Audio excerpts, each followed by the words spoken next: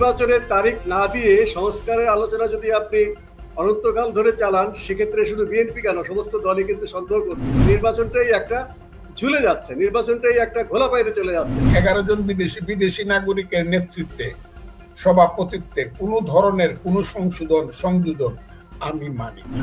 এই কমিটিগুলা খুব চক্রান্তমূলক ভাবে ইউনূস সাহেব বা ইউনূস সরকার নিজে করছে, এই প্রত্যেকটা কমিটি। এবং এদের মূল বিষয় হইল ক্ষমতাকে প্রলম্বিত করে, গণতন্ত্রকে হত্যা করে, আন্তর্জাতিক ষড়যন্ত্রের সাথে বাংলাদেশকে যুক্ত করে আমার দেশটাকে নতুন করে আবার 30 বছরের জন্য দিয়েগো গার্সিয়া এবং ফিলিপাইন বানানোর চেষ্টা করা।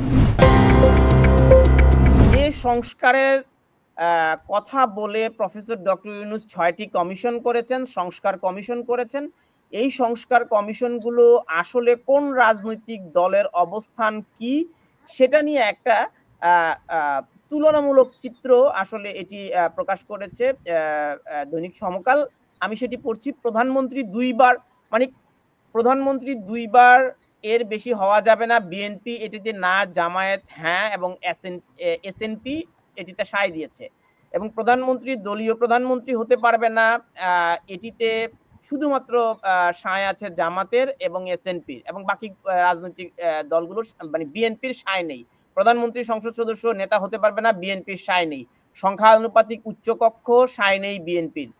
বাকি সবগুলো মূলত সংস্কার প্রস্তাবের আপনি যদি খেয়াল করেন সকল কিছুতে সায় আছে এসএনপির, কিন্তু বিএনপির আসলে কোথাও সায় নেই, আংশিক রাজি। প্রধানমন্ত্রীর ক্ষমতা হ্রাস, এই পয়েন্টে বিএনপি শুধু আংশিক রাজি। নির্বাচন পদ্ধতি, বিদ্যমান পদ্ধতি এবং সংস্কার বাস্তবায়ন পদ্ধতি, গণভোট। আপনি দেখুন যতগুলো সংস্কার প্রস্তাব আনা হয়েছে, একটিতেও 3টি প্রধান রাজনৈতিক দল বর্তমানে যে অবস্থায় আছে কেউই আসলে সম্মত না। তাহলে সংস্কার আসলে রোডম্যাপ কি সংস্কারের?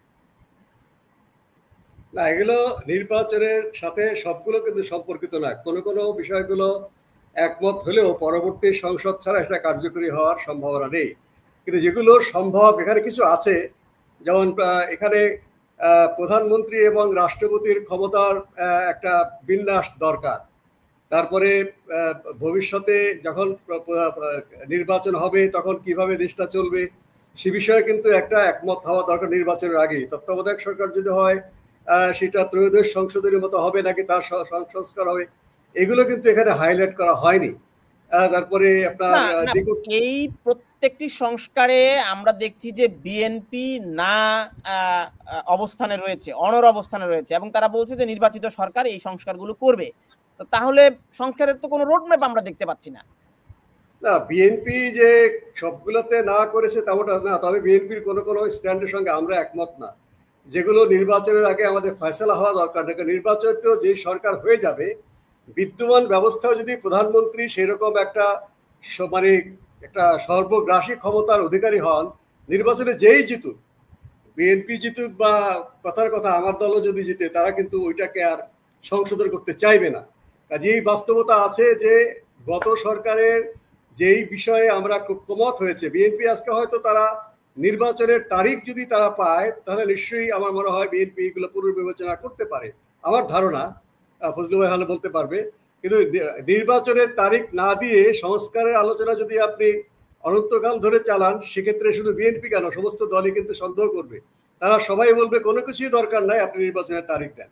আমি যে কথা বলছি যে ন্যূনতম সংস্কার দরকার, বিএনপি বলছে। এটা যদি নির্বাচনের একটা মানে একটা সুনির্দিষ্ট তারিখ ঘোষণা করা হয়ে যায়, কালকে কিন্তু পরিস্থিতিটা অনেক ইজি হয়ে যাবে, অনেক সহজ হয়ে যাবে।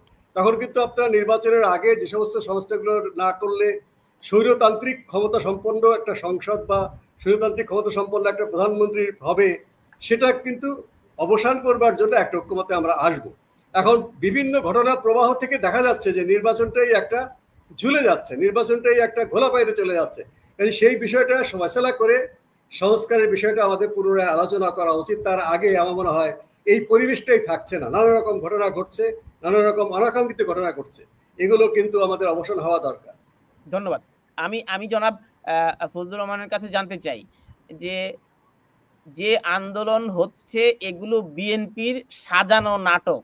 সাকিব মোল্লা নামে একজন প্রশ্ন করেছে, এবং আমরা দেখতে পেলাম ঢাকা দক্ষিণের মেয়র ইশরাক হোসেনের যে মেয়র হিসেবে শপথ নেওয়ার আদালতের রায়ের পর ঢাকায় এবং বিএনপির যে সমাবেশগুলো আরো অ্যাক্টিভ হয়ে গেল, বিএনপি মাঠ দখল করলো, আপনি কি মনে করছেন যে বিএনপির এই সংস্কারে পরিষ্কার রোডম্যাপ নাই এবং আদৌ বিএনপি এই সংস্কারগুলো ক্ষমতায় গেলে বাস্তবায়ন করবে কিনা, এ ব্যাপারে তো বিএনপি আসলে কোনো পরিষ্কার দিক নির্দেশনা আমরা দেখতে পাইনি।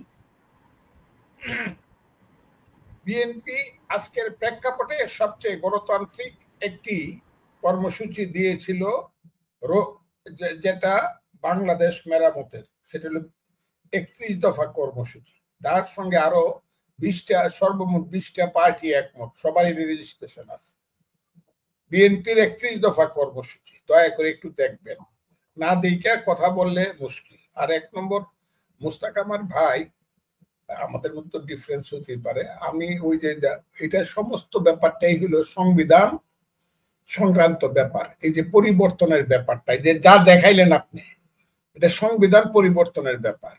সংবিধান পরিবর্তনের যে সংস্কার কমিটি হয়েছে, দেখেন আপনি প্রধানমন্ত্রী 2 বার, এটা সংবিধান পরিবর্তন করতে হবে কিনা বলেন? প্রধানমন্ত্রী দলীয় হতে পারবে না, প্রধানমন্ত্রী সংশোধনের সংখ্যানুপাতিক, এগুলো কি সংসদ? সবটাই তো সংশোধনের ব্যাপার হলো সংবিধান, নাকি? কথাটা ঠিক না বেঠিক, এই কথাটা বলেন। এইটা করতে হলে তো সংবিধান সংশোধন করতে হবে, কথাটা ঠিক না? রাজনৈতিক দলগুলো, আপনি যদি ওয়েস্টমিনিস্টার পলিটিক্স এর কথা বলেন, যেই রাজনৈতিক দলটি পরাজিত হয় সেই রাজনৈতিক দল তাৎক্ষণিকভাবে ওই রাজনৈতিক দলের নেতা রিজাইন করে নতুন নেতা নির্বাচন করে। তো রাজনৈতিক দলগুলোর যদি নির্বাচনে পরাজিত হয়, তিনি তার লিডারশিপে চেঞ্জ আনবেন। এটাই তো মানে ওয়েস্টমিনিস্টার স্টাইলের ডেমোক্রেসি। কিন্তু এটা হলো সংবিধানের কি প্রয়োজন? এটা আপনি 2 বারের বেশি কেউ প্রধানমন্ত্রী হতে পারবে না, এটা হইলে এখন যেটা আছে এটা তো লেখা নাই, আছে সংবিধানে লেখা আছে। এটা সংবিধানে আপনার লিখতে হবে না? সংবিধানে তো অন্তর্বর্তীকালীন সরকারের কোনো প্রভিশন নাই, তো সরকার তো আছে। কোনটা? এখন বর্তমানের যে অন্তর্বর্তী সরকার, এটার কি সংবিধানে কোনো প্রভিশন আছে? হ্যাঁ, নাই তো। এটা সুপ্রিম কোর্টের রেফারেন্স নেওয়া হয়েছে অ্যাপিলেট ডিভিশন। ওই এখন রেফারেন্স তো কেউ দেখাইতে পারছে না, ওই রেফারেন্সটা কার? ওটা ভিন্ন কথা, যেটা ঠিকভাবে হইছে না, কিন্তু সুপ্রিম কোর্টের রেফারেন্সের কথাটা তো আছে। 144 ধারা জারি করে যখন ভাষা আন্দোলনের জন্য মার্চ করা হয়েছিল, ওটাও তো সংবিধান সম্মত হয় নাই। তো সংবিধান মেনে তো বাংলাদেশের স্বাধীনতাই হয় নাই। পাকিস্তানের বিরুদ্ধে যদি আপনার যুদ্ধ ঘোষণা করতে, সংবিধান সম্মত ছাড়া এইগুলা আপনি বাস্তবায়ন করেন? বাংলাদেশের স্বাধীনতা যুদ্ধ সংবিধানের বাইরেই তো হয়েছে, নতুন রাষ্ট্র গঠন করতে সংবিধানের বাইরে হয়েছে। আপনি যদি পাকিস্তানের, পূর্ব পাকিস্তানের এই শাসন ব্যবস্থাকে বিট্রে করে আপনি যদি যুদ্ধ ঘোষণা না করতেন, তাহলে সংবিধান বিরোধী দিই কথাটা ঠিক আছে। আন্দোলন আপনি কথাটা যে প্রেক্ষাপটে বলতে, সেই প্রেক্ষাপটটা ঠিক আছে, আমি এটা অস্বীকার করতেছি না। কিন্তু মুক্তিযুদ্ধ কেন হয়েছিল?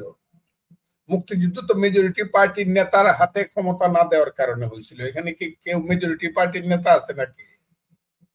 না, এখন বিপ্লব বা অভ্যুত্থানও তো একটি ম্যান্ডেট।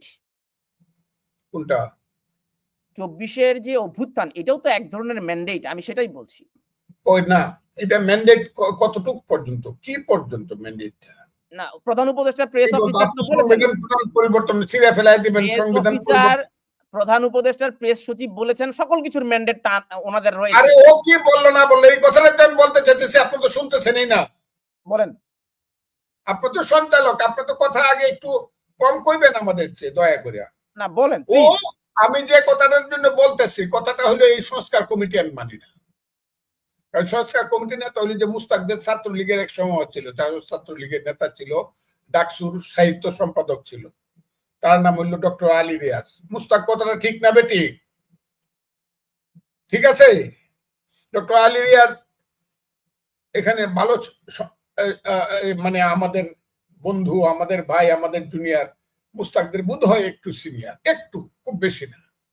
কিন্তু মান্নাদের কর্মী মাহমুদুর রহমান আখতারুজ্জামানের প্যানেলের সে হইল মেম্বার, এবং মুস্তাকটা প্রথম কমিটি যেটা ছিল সেটা একসাথে ইলেকশন করছে, মান্না আক্তার দ্বিতীয়বার আলাদা করছে।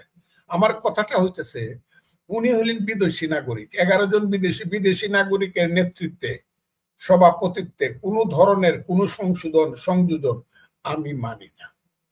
আমার এই প্রশ্ন করেন না।